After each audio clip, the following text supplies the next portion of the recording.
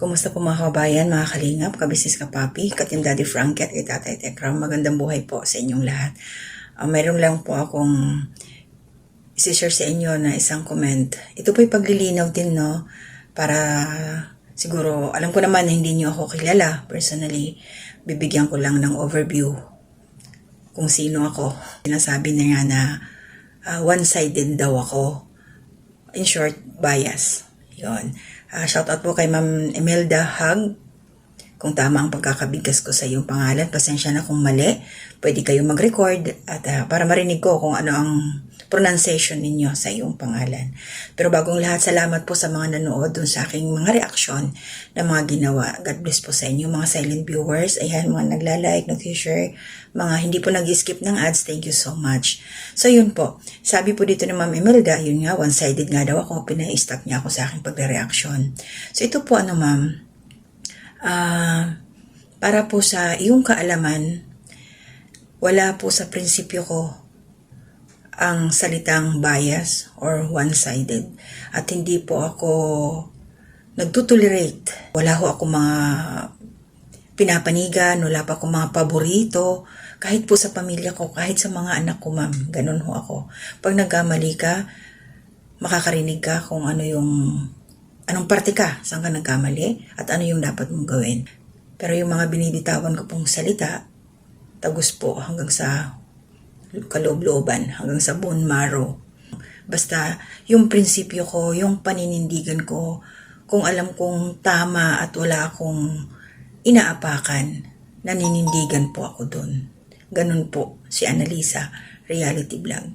So doon po sa naging opinion ko, reaction doon sa, alam niyo na yun, doon sa sinagot ko yung ni Junjun. So hindi ko lang mabalikan.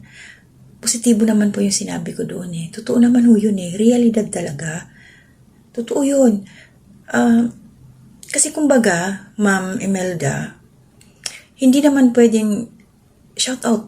Masaya ako para kay Labinuno Ka Business dahil grabe yung pagsuporta nila sa mga tinutulungan nila. Diba may kasabihan tayo na turuan mangisda. Hindi yung bibigyan mo na lang ng isda. Walang kahirap-hirap. So, ano yung point ko dito, ma'am? Sila ka-business, ayan. Tinuruan na sila kung ano yung gagawin. Ayan. May YouTube channel na. Yun na yung bala para makapangisda. Diba? At saka realidad, hindi naman kasi mananatili ka na lang sa poder ng mga taong tumulong sa'yo. Yan, diba? Sinabi ko yan. Kahit sa inyo, ma'am. Pag meron kayong tinulungan, nandiyan ba sa bahay nyo? Kasi, syempre, patatanawin nyo ng utang na loob. Ito po'y example lang to yung sa akin.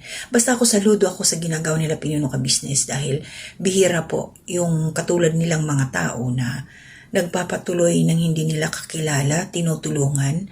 Yung mga umalis, maging masaya po tayo doon sa kanila. Kung ano po yung para sa akin is suggestion, kaliwanagan, yung mindset na mukhang sarado na lang doon sa salitang walang iwanan, medyo lawakan pa ho. Tingnan natin, sila Boss Dave, example, totoong nangyayari. May YouTube channel, dumidiskarte pa rin sa buhay, di ba? Sila ni Jal, meron silang online business na ginagawa. Hindi sila umaasa lang sa papa nila, hindi umaasa kay Ka-Business, kay Mrs. Ka-Business, gumagawa rin sila ng paraan. Sino pa? Si Ate Dada, kapatid ni Mrs. Ka-Business. Dati nandun namamasukan doon sa bahay ng Ka-Business family. So dahil nagkaroon ng health problem, nag-stop muna, nagpagamot. Pero ngayon, okay na siya. Paano ko nasabi? Nakita na na sumasama sa kanyang asawa. Nagtitinda sila ng mga gulay, naglalako, nakamotor. So nagsisipag din. Ibig sabihin, hindi sila umaasa kahit sa kapatid pa niya. Si Bugi, Kagwang Bugi, nandyan ba siya araw-araw kila Ka-Business? Wala din, di po ba? Nandun din. Sa bahay nila, dumidiskarte din. Nagbablog ng sarili niya. Ba? Pero yung sa akin lang talaga doon, ma'am, maging positibo tayo. na kailangan ma-practice yung mga naituro. Kailangan maging matibay. Kasi paano natin malalaman ang kakayanan mo kung mayroon kang nakikitang sinasandalan? Yun po yun eh. Sana po maintindihan ninyo ako. Maging inspirasyon si Boss Dave. Diba? Nakukuha niyo yung punto ko dito. So, kung nagsisikap yung mga anak, ano naman yung mga tinutulungan? Diba? Walang masama sa sinabi ko. Para sa akin, pero sa inyo, nasa sa inyo yun kung paano nyo ititake ang aking mga binigkas dito. Basta ako, kung saan ang para sa akin, magkakaroon ng kaliwanagan, tapos nasa tama, yun po yung aking ipaglalaban, Ma'am Imelda. Na sa bandang huli, magiging maganda ang resulta. Hindi po ako yung klase ng tao na maghihila pababa.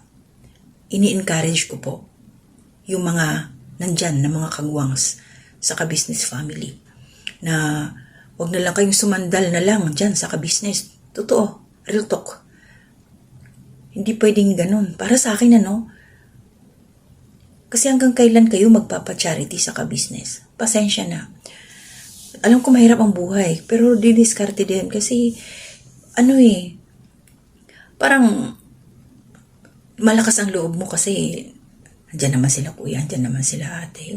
So yun lang yung sa akin, Ma'am Imelda. Wala pong kabayasan dito, wala pong pagka one-sided. So, kahit sino po, pag alam kong hindi ako pabor at alam kong hindi maganda ang posible na maging resulta, advanced thinking, magbibigay po ako ng aking opinion. Kumbaga, wala ho akong sinisino dito. Balanse lang ho tayo. Basta nasa katotohanan lang po. Kasi mahirap po magawa-gawa ng kwento eh. Mahirap po na kakampihan mo si ganito dahil ganito siya, tapos kakampihan mo sa walang kampihan. Pantay-pantay po ako. Lahat po sinusuportahan ko. Sana po malinaw sa inyo. Wala ho sa akin yan. Hindi ho ako mahilig na kampi-kampi. Wala. Magre-reaction ako sa kung ano yung nararapat para sa akin. Yan. At shout out, mayroon palang sino ba yun? Kalimutan ko yung pangalan niya. Bakit ako nagre-reaction sa ka-business? Isa kalingap naman ako. Nag-comment ako doon sa kanya. Sabi ko, ano ba yung term na ginamit ko doon sa kanya? Parang dual citizenship. Basta may na-comment ako, basahin niyo na lang po doon. Hindi niya siguro alam na nagre-reaction din ako dito sa ka-business. Wala naman pong mali, strike everywhere po tayo. Basta yun po yun ako, hindi po ako maninira ng tao para lang mayroon ako may content. Hindi ko po gagawin yun. So ako ho, nakabase lang sa akin ng mga napapanood at ibibigay ko yung aking opinion patungkol doon. So sinabi ko naman doon sa aking naging reaction kay Junjun kung mayroon siyang narinig o kung mayroon ako nabanggit na hindi niya nagustuhan, pagpasensyahan niya ako dahil opinion ko din yun. Nag-real talk lang din ako. Sana po magkaintindihan tayo. Yan. Wala pong Salamat po ma'am doon kay Ma'am Imelda sa iyong komento. Ina-appreciate ko po yon. Thank you po sa pag-engage ninyo. Salamat po sa inyo. So mag-ingat po tayong lahat. Ang shoutout po kay Nanay Ems or Ate Ems Courts ng Calamba City. Thank you po sa support. Ma'am Sarah's Mix Vlog. Thank you po. Ma'am Maria Luisa Cartalaba. Shoutout. Sir Boyet M Channel, shoutout po. Ma'am Sara, shoutout. Yan, kay Nanay Solidad Belmonte, shoutout po. Ate Marilyn Nicorsa Miliano Ralph, shoutout din po. Ate Bebang Channel, Ma'am, shoutout po. Ate Nina Tredka, shoutout din po. Ma'am Susan Dairo, shoutout po. Ma'am Merlin Matsuka, shoutout. Kalingap Turak, kumusta na kayo? Ma'am Flir's Channel, shoutout po. Best Friend Italy, Ma'am, shoutout po sa inyo. Ma'am Kabayan Almeida Mix Vlog, shoutout. Christian Duyab, shoutout. Ma'am Elna Candelario Channel, shoutout din po. Ma'am Rose Mix Vlog, shoutout sa iyo. Lone Hunter Vlog, sir, shoutout po. Ma'am Lorna Silisha, shoutout din po. Ma'am Cherry Manawis, shoutout din po sa inyo. Ma'am Felcan Family Vlog, shoutout din po. Ma'am Genevieve Agosto, shoutout din po. At saka yung mga silent viewers, shoutout po sa inyo. Yung mga binasa ko po ngayon o binanggit, sila po yung mga nakita ko sa aking community spotlight. Maraming salamat po sa inyo. Hanggang sa muli, Analisa Reality Vlog po. Dito na muna. Kita-kita ulit tayo sa aking mga gagawing reaction. So, alam niyo na po na hindi ako one-sided. Wala ho yun sa aking prinsipyo sa buhay. So ingat po tayo. To God be the glory.